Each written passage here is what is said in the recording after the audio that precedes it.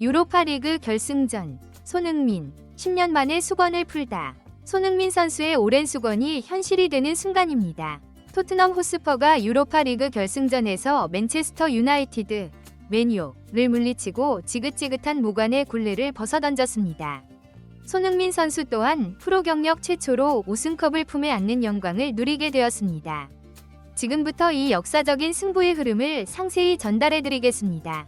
손흥민의 간절한 우승 열망과 시합 전 기대감. 손흥민 선수가 토트넘 유니폼을 입고 10년 만에 트로피를 들어올릴 수 있었던 더할 나위 없는 기회였습니다. 골키퍼 비카리오 선수마저 손흥민 선수를 위해 우승하고 싶다고 밝힐 정도로 중요했던 이 대결. 2024-2025 유로파리그 결승전은 스페인 아틀레틱 클루브의 홈구장인 에스타디오 산 마메스에서 펼쳐졌습니다. 당연하게도 모든 좌석은 매진되었고 이 단 한 번의 경기에 모든 것이 달려 있었습니다. 토트넘은 우승할 경우 트로피뿐만 아니라 챔피언스 리그 진출권까지 확보하며 모든 목표를 달성하게 됩니다. 한국 투어를 진행할 명분도 생기고 손흥민 선수의 이적도 더욱 수월해집니다. 손흥민 선수는 팬들을 위해서라도 반드시 우승하겠다고 굳게 다짐했습니다. 토트넘이 맞설 상대는 바로 맨체스터 유나이티드였습니다. 박지성 선수는 과연 어느 팀을 응원하고 있었을까요? 맨유는 과거의 명성에 걸맞은 기량을 보여주지 못하고 있다는 점은 분명했습니다. 주전 수비진으로도 유로파리그에서 실점이 꽤 많았던 팀이었습니다. 손흥민 선수가 오랫동안 득점포를 가동하지 못했기에 오히려 득점할 수 있는 절호의 기회이자 이 경기의 승패를 좌우할 수 있는 기회가 아닐까 더욱 큰 기대가 모아졌습니다. 예상 밖의 선발 라인업과 감독의 묘수. 그런데 경기 시작 1시간 전에 선발 라인업이 발표되었을 때 시작부터 무슨 농간인가 싶은 엔제 포스테코글루 감독의 결정에 큰 충격을 받고 기운이 빠져버렸습니다. 손흥민 선수가 선발 명단에서 제외되어 있었던 겁니다. 손흥민 선수가 크리스탈 팰리스전부터 몸 상태를 끌어올려 아스톤 빌라전에서도 70분가량을 소화하고 5일을 휴식했기에 무조건 선발 출전할 것이라고 생각했는데 선발에서 제외시킨 것입니다. 게다가 손흥민 선수는 경기 전 기자회견에서 선수 대표로 인터뷰를 진행하며 90분 풀타임을 소화할 준비도 되어 있다고까지 말했습니다. 긴장된 마음으로 라인업을 위에서 아래로 천천히 살펴보았는데 예상했던 라인업대로 흘러가고 있었습니다.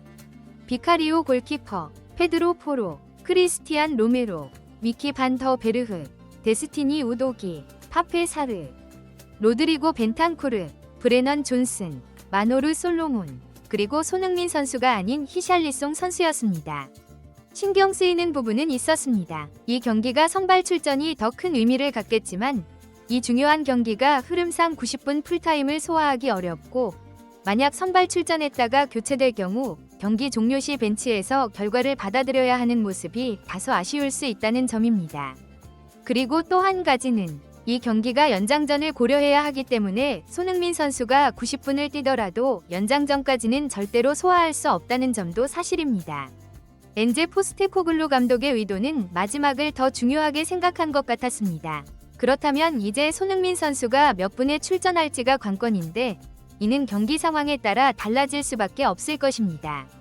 골이 터질지, 어느 팀이 먼저 득점할지, 토트넘의 팀워크에 문제가 없을지. 이 결승전에서는 토트넘 선수들을 탓하며 문제가 발생하기를 바랄 수는 없습니다. 맨유의 선발 라인업을 보면 오나 골키퍼, 요로, 해리 맥과이어, 루크시오, 누사이르 마즈라휘, 카세미루, 브루노 페르난데스, 아마드 디알로, 라스무스 호일룬, 메이슨 마운트였습니다. 맨유 역시 스피드 있는 가르나초 선수 대신 기술적인 마운트 선수를 선발로 내세웠습니다.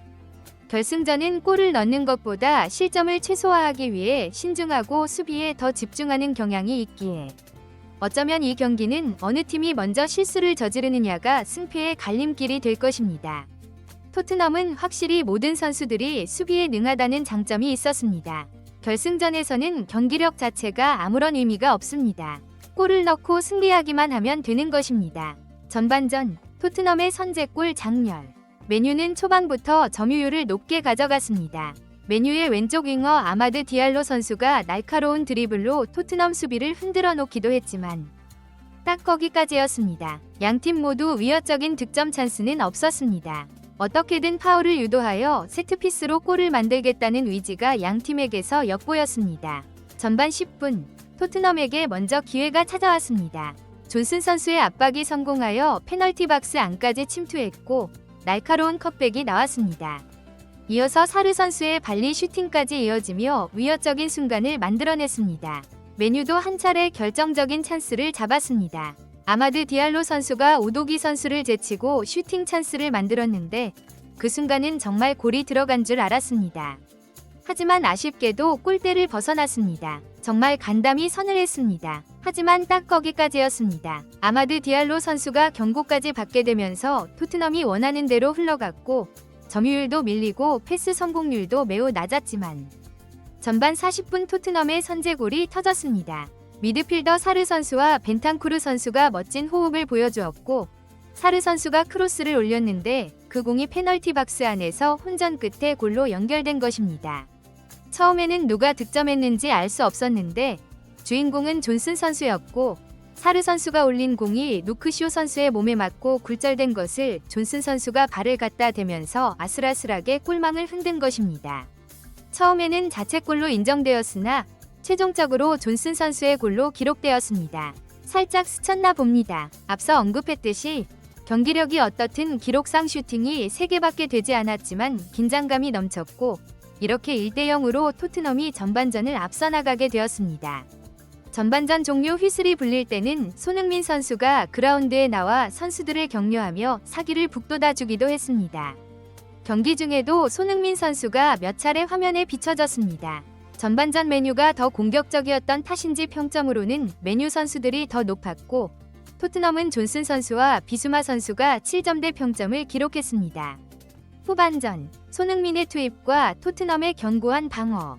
이제 우리에게 가장 큰 관심사는 손흥민 선수가 과연 후반 시작과 동시에 출전할 것인가 하는 점입니다.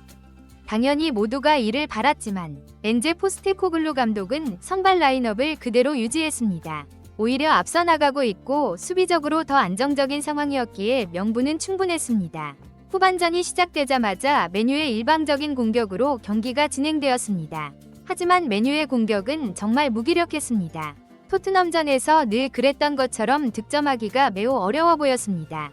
토너먼트에서 토트넘의 수비가 매우 강력하다는 점은 다들 아시죠? 토트넘은 1대0으로 계속해서 잘 버텨내고 있었지만 문제는 손흥민 선수의 출전 시간이 계속 줄어들고 있었다는 점입니다.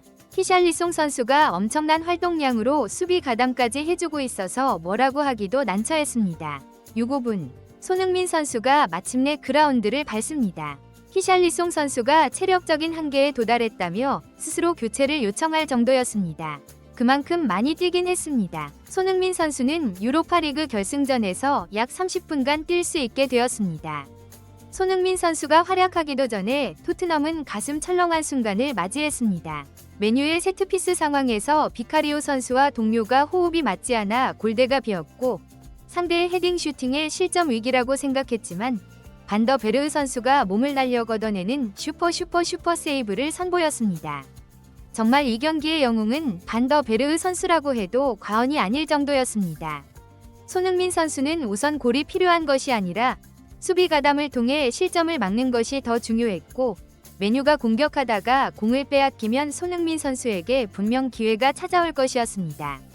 73분에도 메뉴의 공격이 위협적이었고 교체 투입된 가르나초 선수의 날카로운 슈팅을 비카리오 선수가 멋지게 선방했습니다. 그런데 너무 일방적으로 당하다 보니 불안감이 커졌습니다. 점유율이 80%에 육박했습니다. 이렇게 조마조마하게 만들면 안 되는데. 7분, 손흥민 선수의 스프린트가 한 차례 나올 뻔했지만 수비 태클에 가로막히는 장면이 있었습니다. 손흥민 선수는 팀의 1점차 리드를 지키기 위해 수비에 전념하면서 득점 찬스를 얻지는 못했고 추가 시간 7분 동안 토트넘 전원이 끝까지 버텨내면서 경기 종료 30초를 남기고 비카리오 선수의 슈퍼 세이브까지. 결국 토트넘이 1대0으로 승리하며 손흥민 선수가 10년 만에 우승하는 감격적인 순간을 직접 보게 되었습니다. 와, 진짜 이 광경을 눈으로 확인하게 되네요. 손흥민 선수 최초의 우승입니다. 상상조차 할 수 없었던 일이 벌어졌습니다. 세상이 뒤바뀌어도 나는 행복합니다. 당신의 그 위대한 정신. 득점왕이 이제는 진정한 왕이 된 캡틴. 유럽을 뒤흔든 세계적인 선수. 숨 쉬는 것마저도 전설. 손흥민의 시대를 우리는 살아가고 있습니다. 수백 골보다 천만 배의 기쁨을 안겨주었습니다. 손가락이 부러지고 금이 가고 터지고 쓰러져도 한계를 모르는 거친 숨결이 우리에게 희망을 선사하니까요. 더 궁금한 점이 있으시다면 언제든지 다시 질문해주세요.